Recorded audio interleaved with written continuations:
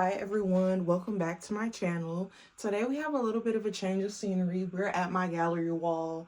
It took me forever to set up this shot, but for today's video, I want to talk about my overall experience being a Black autistic woman, from diagnosis to getting involved with advocacy to meeting other people to things like racism in the community. I just want to share my overall experience today. If you like what you heard, please like, share, drop a comment, subscribe, share with a friend. We're still doing Bonding Chronicles and all the fun stuff, but today I wanted to get more in depth. This question I have people ask is, what was my parents' reaction?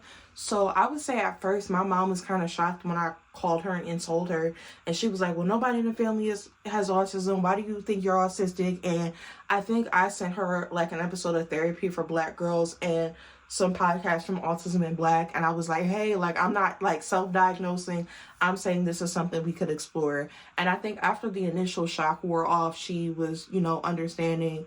My dad was pretty cool with it. They did help me financially and with the insurance part, and they did, do the parent interview, so they were supportive from that perspective.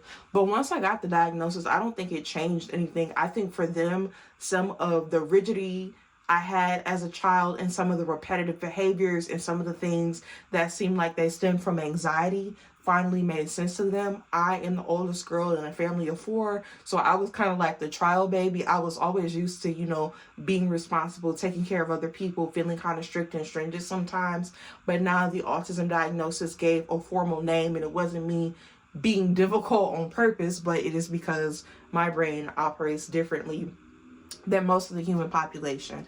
So my family was very understanding, and I would say my family has definitely opened their eyes and has been some of my biggest supporters in terms of my advocacy work and wanting to learn more. Right now, I'm a LIN trainee at the Michigan Developmental Disabilities Institute with the LIN program, and I'll be finishing up in April. They were very supportive of me pursuing that, my speaking engagements.